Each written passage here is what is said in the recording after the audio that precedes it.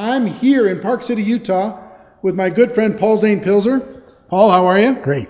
Paul invited us to his home, magnificent, interesting home up here in the mountains. And we just finished an interview for the network marketing documentary that's coming out the end of this November. And Paul's actually going to be at the event speaking as well. He's going to be just coming off a tour in China. And Paul is an entrepreneur. He is a college professor. He is an author of 11 best-selling books. The first book that I read that changed my thinking on distribution and how network marketing fit in the world was a book called Unlimited Wealth. I'd still recommend you get that book today. He's working on a book now called The Sharing Economy. The Sharing Revolution. The Sharing Revolution, which is going to be coming out next year, hopefully, and doing a lot of research on that. And he's also an entrepreneur, a very successful entrepreneur. He sold a company last year for, what, $435 million. It was the middle of an IPO. One of our customers bought the whole company. $435 million. So Paul's doing okay financially. He's spoken and been an advocate for the network marketing profession for a long time. So first of all, thank you for agreeing to do the documentary. Thank you for saying hi to this community. Just so you know, this community is about 500,000 people around the world in hundreds and hundreds of network marketing companies and over 100 countries that watch this on a daily basis. So I want to just turn the camera on and have you say hello to them, but also share with me or share with them what you shared with me about the value of network marketing, what's happening in the economy today, and what you see moving forward in the future. The world economy, led by the U.S. economy, is in great shape. Our gross domestic product is going up every quarter by substantial numbers for the last few years. And I'm predicting far greater economic growth in our actual output, what we produce. Amazingly, at the same time, unemployment is skyrocketing. What we're seeing is the real growth is the growth per employed person in gross domestic product. An example I use in my work would be, let's go visit Pilzer's Island, where 10 people fish with a fishing line. And they go out every day and they barely catch enough fish with their line for each fisherman to feed their wife and their kids. And all of a sudden, new technology shows up, a missionary with a net. Now, 2 fishermen with the net, one to pilot the boat, one to throw the net, can catch all the fish that 10 used to with the lines. That's a 500% increase in productivity. The island still got the same amount of fish, but it's got 80% unemployment. And of course, the challenge is, how do we quickly get that 80%, the 8 fishermen who no longer are needed to fish, to do something else? And the problem is each job they should do doesn't exist yet. One becomes a teacher. They never knew you could hire a teacher. They thought you have to teach your own kids. One becomes a doctor. He takes care of sick. I thought you only take care of your own kids when they're sick. One becomes a roofer. They don't just fix the roof. He becomes a specialist at learning how to keep their huts from leaking. All of a sudden, the economy grows a major amount, 500%, with roofing, with teaching, with medicine on top of the fish. But notice, none of those jobs existed until the unemployment occurred, the 80% unemployment from the net. And that's where we are in the world today. Let me ask you a question on the unemployment. You say unemployment skyrocketing, but the reports, if you look on the news, they say unemployment's going down. Well, that's because we changed the definition a few years ago of unemployment. In the United States, if you haven't found a job for 6 months, we don't count you as looking. We say you're no longer on the unemployment rolls. So we really have, in the order of 30% by my numbers, of the U.S. population unemployed or underemployed. Doing some token 30%. Job. And that's just looking at the people who are out there producing value and going to work. And you see it all the time. You know, look at the government's number of 7% unemployment, because they're only counting the ones who are less than 6 months unemployed, right? And if you look close at that, you go, it doesn't fit my reality. Take a list of I like to take the list of the 24 little homes in the block I grew up on. Where are they now? And who's unemployed at 50 years old? Or do the unemployed list of your relatives, of your cousins, or take some body of population, not based on where they work, and look who's unemployed. And you'll see 30% of the people in your life would love a job, would be working, but aren't finding something. Or would love a better job. Absolutely. Maybe they're working part-time somewhere. Not what they would call fully employed or utilized. Yeah. And then what we see is that those who are employed are making more money than ever before. We see that right now when you go to book an airline seat and they're all filled up. at prices 40, 50% above 5 years ago. We see that whenever you want to go to a certain restaurant or buy the newest car. They're all producing them, but you have to wait for it. So those who are doing well are doing better and better than ever before, and they're about 50, 60% of our economy. The challenge and crisis is, what are we going to do worldwide with the people who are laid off because we no longer need vinyl records or digital CDs or CD-ROMs or all these new things as technology keeps changing, and we find better ways to do things more efficiently. Or Uber's so much better way of getting somewhere in a town than using a taxi, but someone's got to go retrain the taxi driver how to own his own car, take it clean, and become an Uber entrepreneur. Or Airbnb is a certainly much, much better way to go stay in a city than some horrible hotel room where you got to wait in line and check in, and you don't know who you're asking, and everyone's trying to sell you something at every time, and a cup of coffee is $8, than staying with some friend of yours. In fact, one of my employees just recently, I asked who uses Airbnb. Girl raised her hand. I said, how do you use it? She said, I rent out the couch in my studio apartment. And I looked at this young girl and I said, you feel safe renting out a one-room apartment, studio, and you feel safe renting the couch? Yes, I only rent it to graduates from Oberlin College. I go, why Oberlin? Well, they like music. It's a great music school. And I went there, and when they tell me who they are, I check out on the web. I sign in as an Oberlin alum, and I see that they're really who they are. And then we usually have a lot in common because they're often from the same class. What a great world. Have a fascinating guest this weekend, and she pays for 110% of her rent by renting 10 days in a ski town, the couch in her studio apartment, to someone who went to college that she may or may not have known before. We see so many improvements in the world due to technology happening fast. But the scary thing is, what are we going to do with the unemployed? And that, of course, brings me to why I love network marketing so much. And love is really the right adjective here. Because only network marketing goes out there and says your employment past doesn't determine your economic future. Only network marketing says, you convince me you really want this, I'll take the chance and hire you.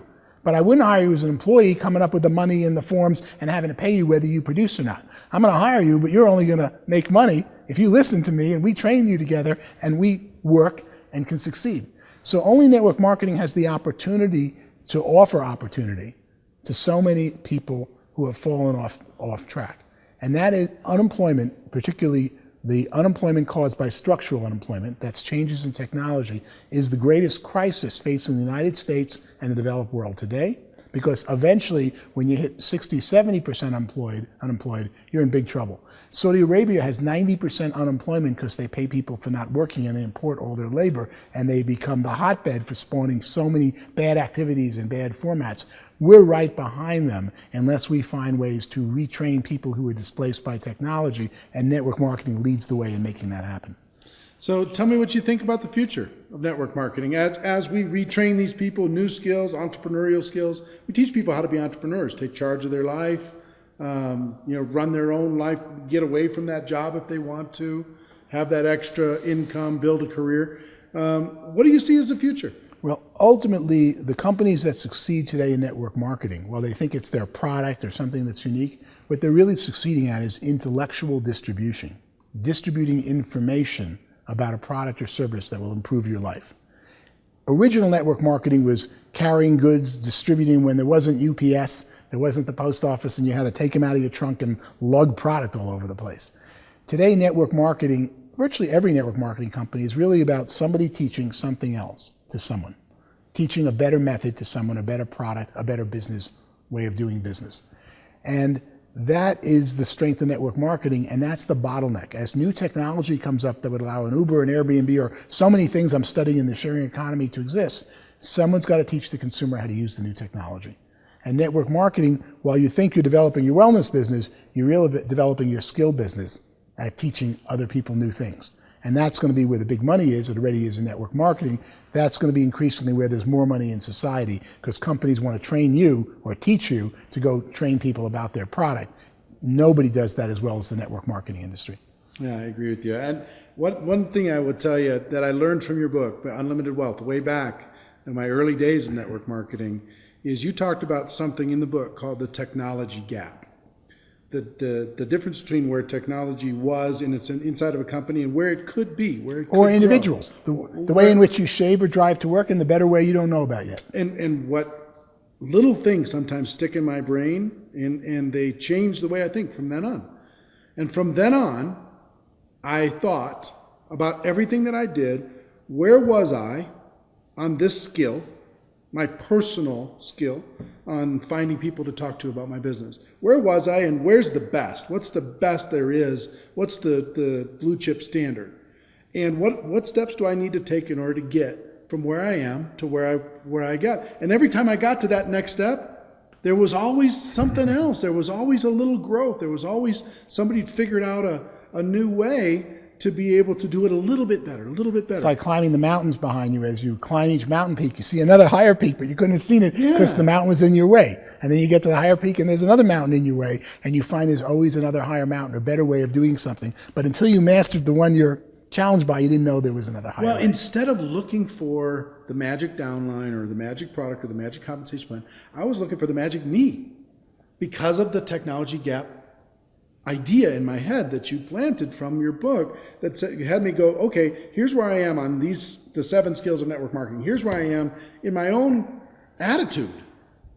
So talk about for a moment just about the value of deciding to be a lifelong learner, the value of getting excited about a new idea, and why network marketing rewards that so well and encourages that so well. Mm-hmm. You really, it's a question of faith. You go out to learn a better method.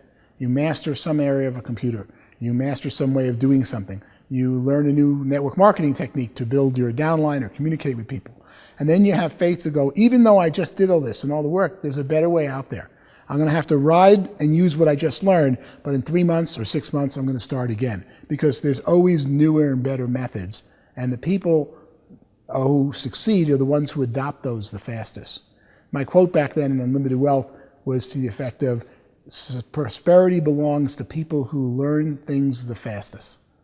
In the old days, you were told, learn this job, learn this function, do this and this better. I can hear my parents than everybody else. Wrong, because if you stay focused on one thing doing it better, there's a new method that's so much better that the person who uses the technology grows the fastest. You know what I found is interesting in network marketing? That the companies can focus on innovation, but I don't need to focus too much on innovation. I actually need to focus, which is something much harder, I think, when it comes to a large group of people, is simplicity. That's the difference between being average and being exceptional, is how simple can I make it? How basic can I make it so it's doable for a brand new person and they can pass it on to the next and they can pass it on to the next? So it's not really about necessarily massive innovation, being radically creative. I need to be creative and clever and strategic in my mind of how can I get it simpler? How can I say it clearer? Well, that's the true genius. The best nuclear physicist can explain physics much better than the normal high school teacher teaching physics, even though he's explaining it to a 10-year-old. And if you practice teaching, as you and I both have young children, practice teaching things to children in the 8 to 16-year-old range, that's when you learn you really know it. I keep going back to the drawing board when my children ask me questions about economics or politics, and I go, oh, no, I really can't explain it yet. And I go back for hours to go get a 5-minute explanation for them of something I thought I know. Only when you can teach it to a 12-year-old do you really understand the subject. Well, Paul, we talked, we've been taking up a good portion of the time today. We talked probably an hour and a half on just the documentary itself before we decided to do this real quick. But I can't wait to see you in November at the Mirage in Las Vegas. Can't wait for you to enlighten people on all of the research that you've done and the value that you can bring to that community. I want to thank you for what you've contributed to my life and my career and my thinking, and what you've done for millions of other people in the network marketing profession. So I appreciate you, my friend. Thank you very much. All right. And ladies and gentlemen, our wish for you is that you decide to become a network marketing professional, that you decide to go pro, because it is a stone cold fact that we have a better way. Now let's go tell the world. Everybody have a great day. I'll see you next time. Take care. Bye-bye.